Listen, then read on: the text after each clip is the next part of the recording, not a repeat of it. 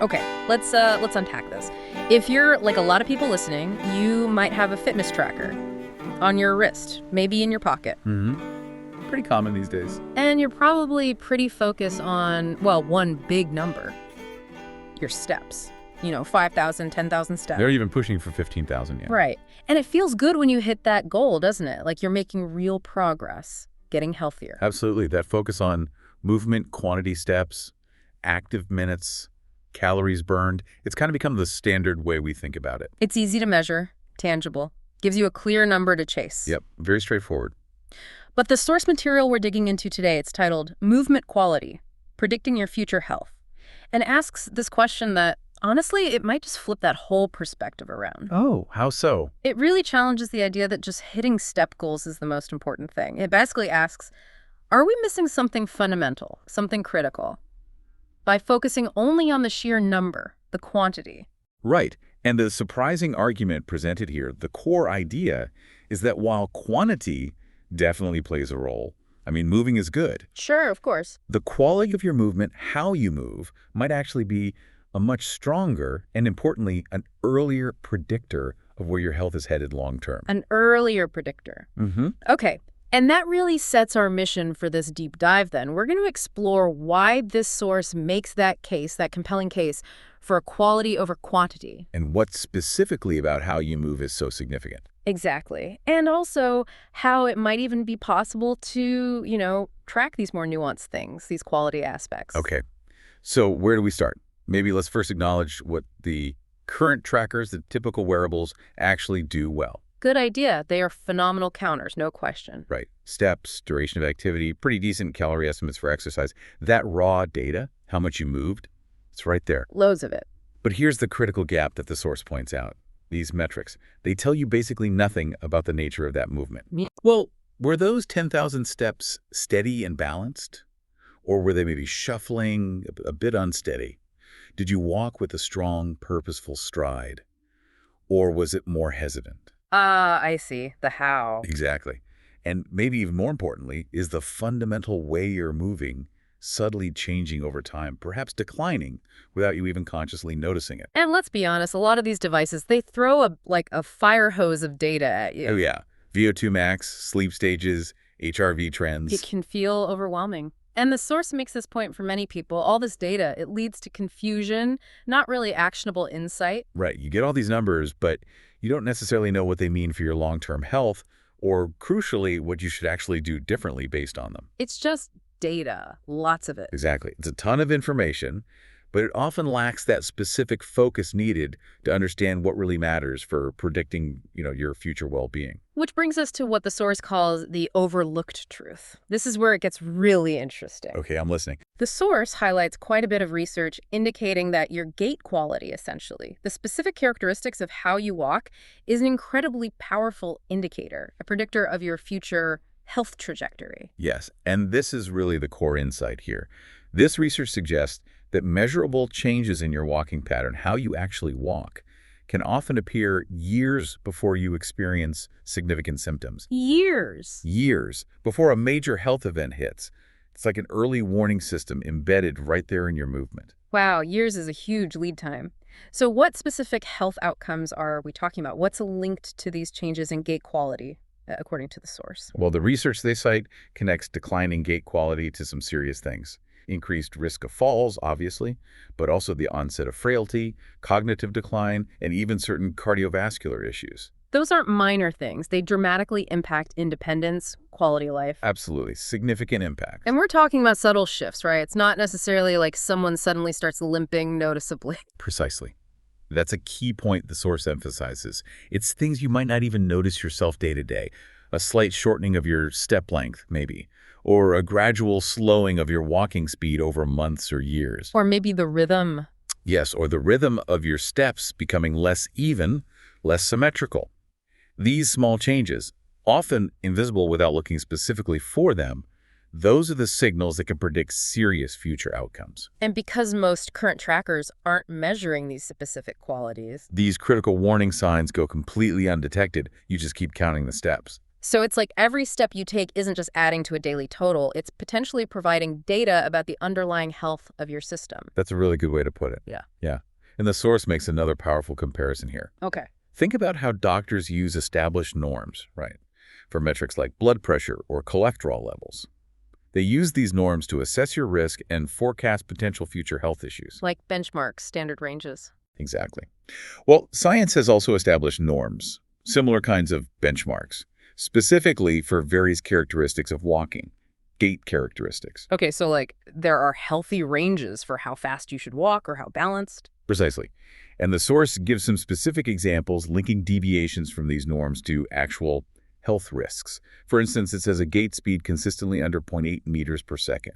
That's strongly associated with a higher risk of falls and needing hospitalization later. Wow, that's specific, 0.8 meters per second. Yeah. Or, say, irregular or asymmetrical stride patterns. Those can signal underlying issues like muscle loss, maybe sarcopenia, or even early neurological changes. And something like reduced endurance when you're walking, getting tired more quickly during a walk, that's often a precursor to losing the ability to live independently later on.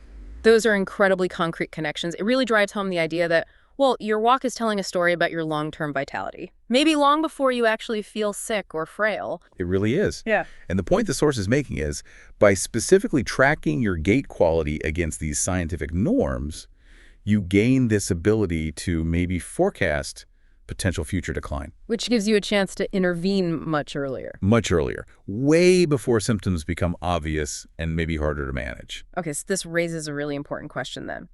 If the standard step counts aren't enough, and all that other data from wearables can be overwhelming or maybe not focused on the right things, how can we effectively track what really matters? This movement quality. Is there a practical way? Yeah, is there a practical approach discussed in the source? Yes, the source does propose a way to potentially cut through that data noise. It suggests using a single science-backed metric specifically designed to track this movement quality. They introduced the concept of the FinchQ Score. The FinchQ Score. Okay, a single score. That already sounds less overwhelming than staring at a dashboard full of charts and graphs. Right. Simplicity is key. So what is this score based on? What goes into it? Well, the idea is that it's designed to be based on those key components of movement quality we were just talking about. Primarily your gait speed, your balance or stability while moving, and your endurance. Speed, balance, endurance. Got it. And the source uses this analogy I liked, calling it like a credit score for your body. Yeah, that really captures the concept well, I think. It's meant to be a score that gets updated continuously, processing your movement data in the background using sensors that are already common in phones or wearables. Oh, so not necessarily new hardware needed? Potentially not, depending on the sensor capabilities. Yeah. And then it provides just one easy-to-understand number. And what would that single score tell you? What's the takeaway? The idea is that this single score would give you a clear snapshot of your movement health. Basically, is your movement quality thriving? Is it holding steady? Or is it starting to show early signs of decline in those critical areas? Speed, balance, endurance. Okay, so instead of just seeing, hey, I walked 10,000 steps today, you might see a FinchQ score that tells you maybe how stable those steps were overall, or how briskly you took them consistently, or how your movement endurance is trending over time. Exactly. It shifts the focus. It moves from just the volume of activity, the quantity, to the underlying capacity and the quality of your entire movement system. Which leads us nicely into the practical advantages, right?